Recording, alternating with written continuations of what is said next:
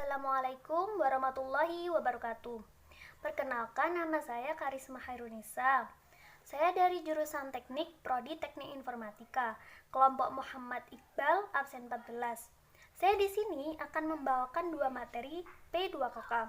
Materi yang pertama adalah sikap ilmiah dan yang kedua adalah literasi digital dan etika dalam bermedia sosial. Baiklah, kita langsung materi yang pertama.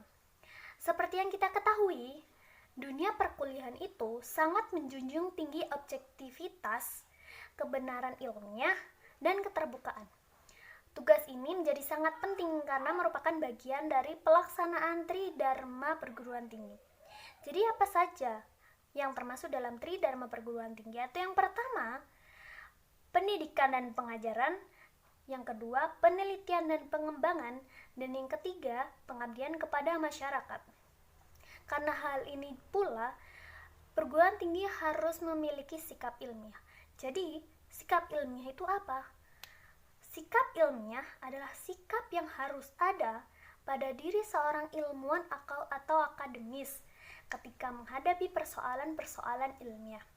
Sikap ini muncul ketika seorang individu mendapat rangsangan suatu objek yang menimbulkan respon yang positif tapi juga negatif. Menurut BAM, dalam bukunya Axiology, The Science of Value tahun 1980, sikap ilmiah itu mencakup 6 hal. Yang pertama yaitu keingintahuan atau curiosity. Yang kedua yaitu spekulatif atau speculativeness. Yang ketiga yaitu kemauan untuk berlaku objektif atau willingness to be objective. Dan yang keempat adalah terbuka atau open-minded. Dan yang kelima adalah menangguhkan penilaian sampai bukti terkumpul atau willingness to suspend judgment. Dan yang terakhir adalah bersifat sementara. Kita harus bersikap ilmiah dan bagaimana cara pembentukan sikap tersebut. Dari 6 hal yang telah saya katakan sebelumnya, mari kita jabarkan satu persatu. Dari yang pertama yaitu keingintahuan atau curiosity. Dalam hal ini, pesatnya perkembangan teknologi itu tidak lepas dari rasa keingintahuan seseorang. Bila ia mendapat masalah, dia akan terus bertanya, terus mencari tahu tentang masalah tersebut. Dan yang kedua adalah spekulatif. Spekulatif yang dimaksud di sini adalah usaha seseorang untuk mendapat solusi dalam persoalan yang ia hadapi. Yang ketiga adalah kemauan untuk berlaku objektif.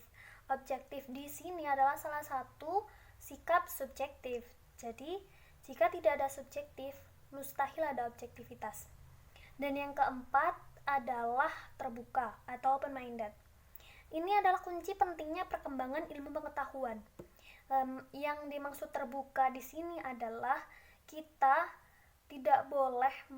harus menerima argumen orang tanpa harus mengkritik dan merespon negatif pendapat orang tersebut. Lalu yang kelima adalah menangguhkan penilaian sampai bukti terkumpul. Arti dari ini adalah apabila suatu penyelidikan atau masalah dan kita tidak mendapat pemahaman yang serasa tidak cukup untuk kita tidak boleh menuntut lebih dari apa yang diperoleh. Dan yang terakhir adalah bersifat sementara atau tentativity. Ini adalah sikap yang meragukan validitas hipotesa atau sampai bisa meragukan segala usaha ilmiah termasuk bidang keahlian seseorang. Bagaimana cara kita membentuk sikap ilmiah? Ada beberapa hal praktis untuk membentuk sikap ini. Yang pertama adalah dianjurkan untuk selalu berpikir kritis dalam menelusuri informasi dimanapun kita berada. Dan yang kedua adalah membentuk study club.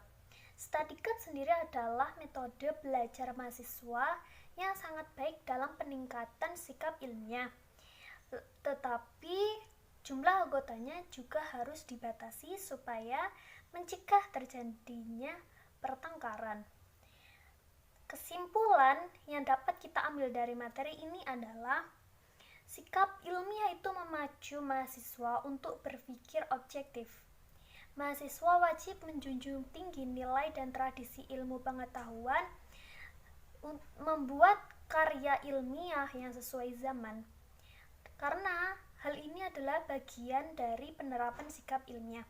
Akan tetapi, tantangan untuk menghadirkan budaya akademik itu sendiri itu tidak semudah yang kita bayangkan, tapi juga tidak sesulit apa yang kita pikirkan. Nah, mari kita lanjutkan ke materi yang kedua mengenai literasi digital dan etika bermedia sosial. Perkembangan digital itu semakin pesat. Dari mulainya terciptanya komputer, telepon seluler, kemudian internet, dan yang terakhir atau yang paling populer saat ini adalah media sosial. Teknologi digital yang paling sering digunakan yaitu internet dan telepon seluler.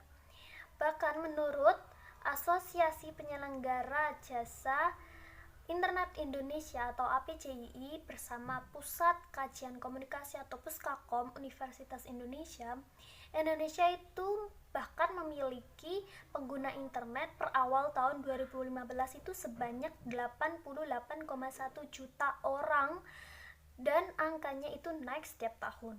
Lalu, apa itu literasi digital?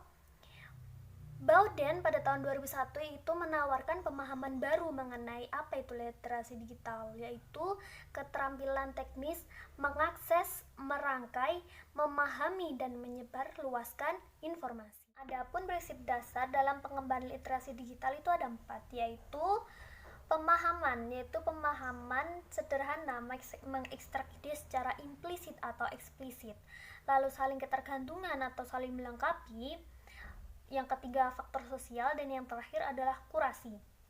Lalu apa pentingnya literasi digital itu?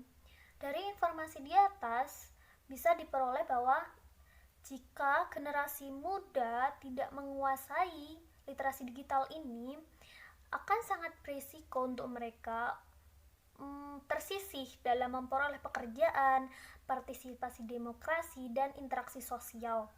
Literasi digital ini menata pandangan dan pola pikir masyarakat untuk terus berpikir secara kreatif dan kritis, sehingga mereka tidak akan mudah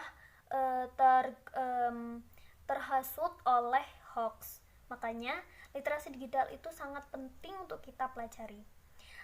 Selain itu juga ada dampak positif dan negatif dari literasi digital ini, yaitu yang pertama dampak positif. Ada beberapa dampak positif, salah satu dari itu adalah kita bisa dengan mudah dan efisien dalam mencari informasi, lalu bisa membantu proses pembelajaran, juga mempermudah transaksi secara online.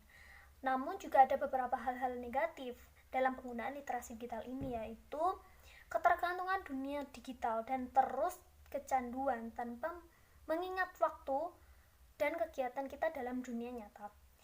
Ada juga pornografi, juga tempat penipuan, cybercrime, juga peretasan. Lanjut mengenai etika dalam bermedia sosial. Sebenarnya apa sih media sosial itu?